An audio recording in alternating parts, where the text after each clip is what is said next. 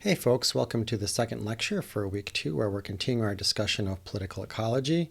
You could say that political ecology in a way is a lens that helps us understand how we got here in terms of our food systems. We've talked about this chart before in class about the declining number of farmers as a proportion of the population of the US over the last couple of hundred years. We talked about a lot of different factors that are part of that. We talked about industrialization, urbanization, colonization, globalization, and so forth. All huge zations that are a really important way of understanding where we are in our world right now. Global processes that have happened over the last few hundred years that have really reshaped human culture and Earth systems in a lot of ways. And when we get to talking about the Anthropocene and other Ocene type words in class, we'll talk a little bit more about how that's reshaped the very surface of the Earth itself and had innumerable impacts on different species and ecosystems. But before we get there, we have a reading by Thomas Lyson, whose book, I think I have it on the desk here, Civic Agriculture. We're reading a couple of chapters from the introduction to his work. And Lyson's first chapters are a way of kind of trying to answer this question of how do we get here, at least in terms of food system.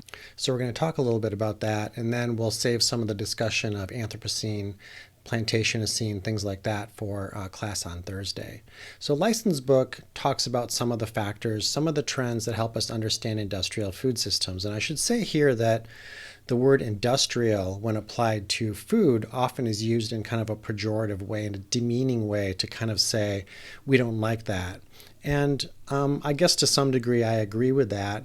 But there's also another kind of more technical or analytical way to use the term industrial as well, just as a more analytical term of saying, what does it mean to have a food system that's based along an industrial model of development and that's meant to serve industrialized societies like ours in the US? So in that sense, we're saying industrial in a more kind of technical way of defining it, not as much of a pejorative or a denigrating way. And so you can think about the way that other industries in the U.S. shifted in the industrial era, especially the rise of manufacturing and the rise of factory production, things like that. Not all of our food is produced in factories, but a lot of the food processing that happens, things like slaughtering, food, making our mac and cheese or our cornflakes that we eat and get in a box, a lot of that stuff does happen in factories.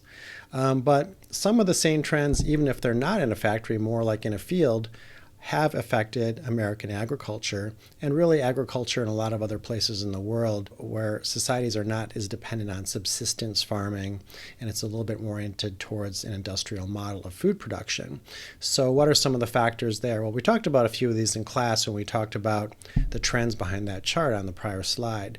Things like concentration and consolidation of farms, so that there's fewer farmers on bigger farms and fewer companies that are the key players in terms of our food systems. We'll talk a little bit more about that later in the semester, talk about some examples about how there's relatively few companies that control a lot of the brands and a lot of the different foods that we eat.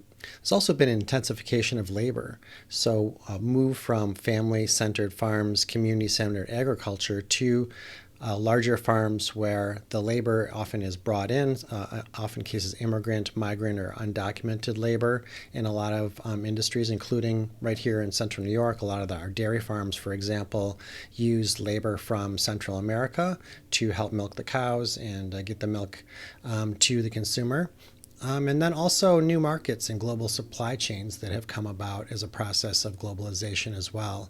So Lyson's talking about how all these factors have an important impact on how we move from a more kind of craft-centered model of food production to a more industrial model. And part of Lyson's argument in the book is that overall there's been an emphasis on productivity, efficiency, and reducing the cost of food at the expense of the way that communities are part of our food system. And so there's this quote that he has on page 17 where he says that there's been this attempt to remove the household and community context from the economic function of production agriculture, so that there's a really fairly narrow economic focus on production, maximizing production and efficiency overall, that's led to this set of changes and away from the kind of more family or craft model of production.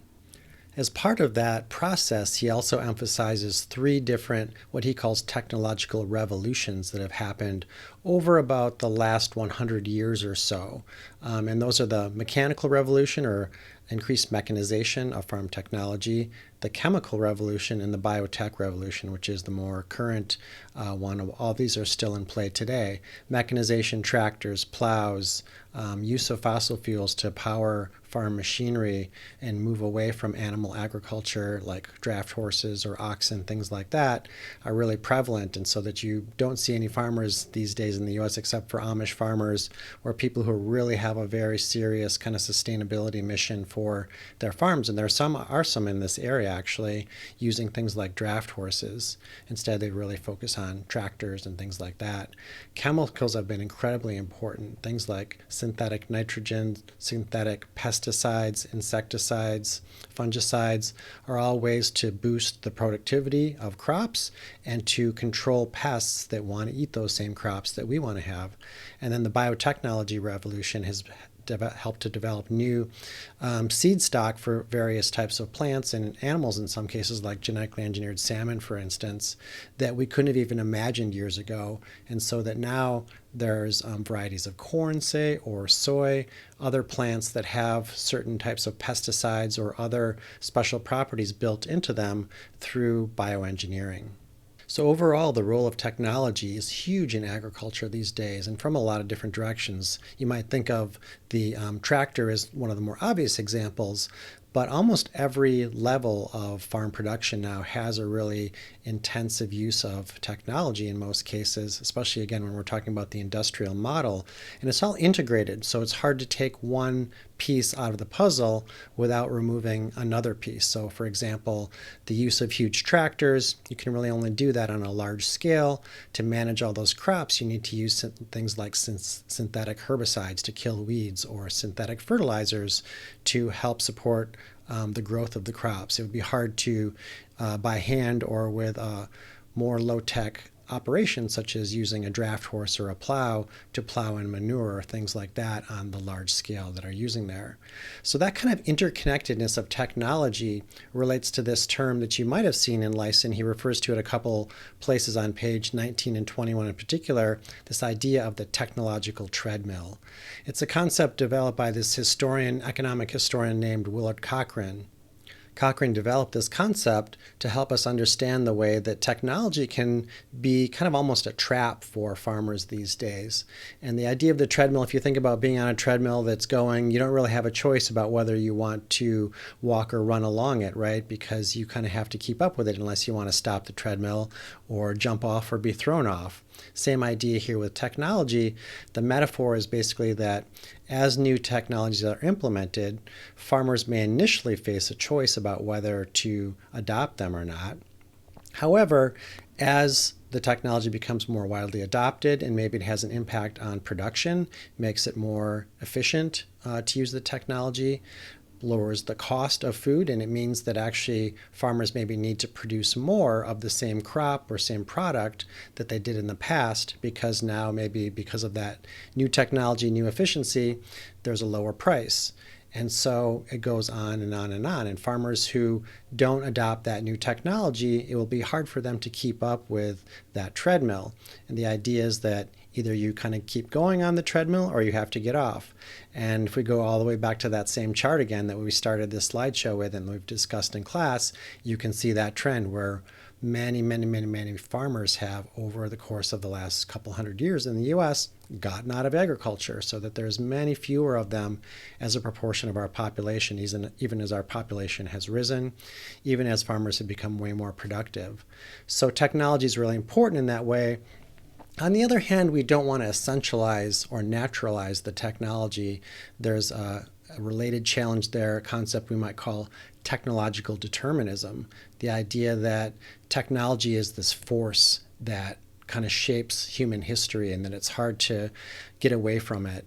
It has kind of a self-acting power that makes us do certain things. We want to be careful we don't go that far, because I think, as we'll see as we go through the semester, there's been particular times when technologies have been promoted by the government, by corporations and other kind of aspects of the food diagram that might have shaped the technological development of agriculture. So we want to keep an eye out for those examples and talk about them in coming weeks. So a couple of discussion questions to round this lecture off. First of all, we're going to get into these Ocenes that I described before and that are part of our reading that we have about the plantation Ocene. Anthropocene is maybe a term that you've heard of. You might have heard of Capitalocene if you've taken an environmental studies course that's talked about some of these issues. Plantationocene, I'm assuming, is new to many of you, but what do they mean? What's the distinction between them? How do they connect with the stuff we're talking about in terms of Lyson, political ecology, and understanding kind of like the macro structure of our food systems? How do we get here? What have the consequences been? That's one thing we want to clear up and that we'll talk about in class as a way of making sure everyone's on the same page with those terms. And then to what extent are the changes we are discussing inevitable or contingent? This goes to my point that I just made about technological treadmills. Are those something that we don't really have a choice about? Or are there aspects of it that are shaped by human choices and human priorities and that we actually could have alternatives, that we could get away from them in some way? That's a topic that we can maybe get into a little bit in class tomorrow, but is going to be a theme that we'll revisit throughout the semester. And then, of course, your quiz response. I ask you to think about the connection between the concept of political ecology and the readings that we're doing for class. So be ready to talk about those, and I'll see you then.